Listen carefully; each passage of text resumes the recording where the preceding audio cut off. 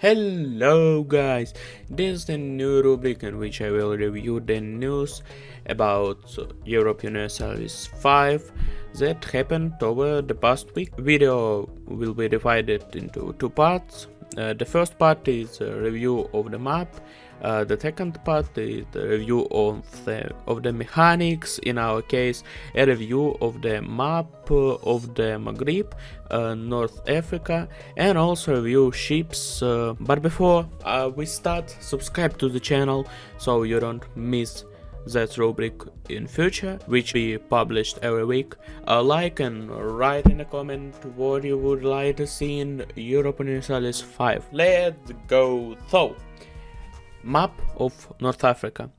This is what our political situation looks like, and what's interesting about it, the fact that at the beginning in the game there will be a war between Tlemcen and Morocco. Yeah, it's interesting, another war at the start. Here we have a map of dynasties, and from map of dynasties it's interesting that Tripoli and Fezzan will randomly generate a ruler and a dynasty every time, because the developers did not find who ruled there at the time. Next we have map of locations, provinces and areas, and then three map of terrain, map of culture and a map of religion, and we see at that map a lot of Sunni and Iberi, map of materials, market map, and a population map.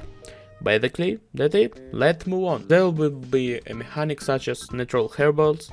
There are places where it's better to choose a place for your ports that affect trading, the mechanics of distance control, which will be in Europe 5, and also affects how quickly armies can be loaded or unloaded somewhere in the province. Also now they have finally made the mechanics usable.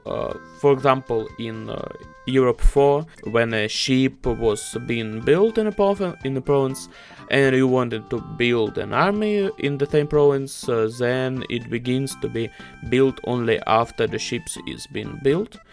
This time it's all no longer the case, and it no longer interfaces with each other. You can hire both a ship and an army in the same province at the time, and the same time, which is useful and cool. Blockades, here what kind of debuffs there will be conditionally during the blockades, and principally there's nothing particularly interesting here from such a special.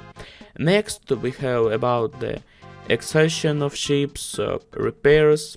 Naturally, in the fleet is far beyond the supply zone, then it begins to deplete and can subsequently break down. Yes, and as we know, they're repeated in the port, but in some epoch it will be possible to make ships repaired in the port area. In the first hero, by the way, they also have such mechanics, but only if you close as naval ideas, as I remember. And in the Age of Revolution, you will be able to simply repair it with 50% efficiency without returning in the port. Also, a new mechanic has appeared, which is that now literally and ships can transport troops. It's just going to affect how many people they can carry, and this is logically. Indeed, you can load a certain number of people on any ships.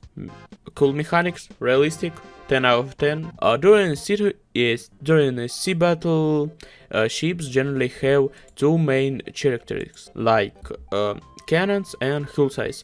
Cannons are the offensive area, and hull size the defensive. And then there are four different categories of ships: heavy ships, light ships, galleys, and transports. In each category there are at least one ship in each age that can be researched, but there are also many unique ships that can be built. There is no real restriction on what roles different ships can perform, but a transport is not the best at blockading, and light ships may not be ideal for transporting a lot of soldiers.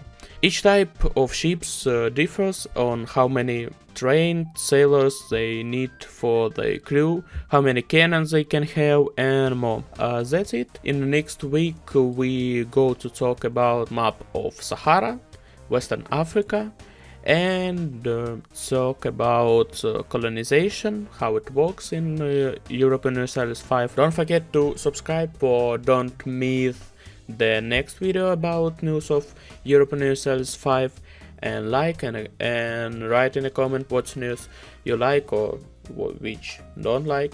So bye.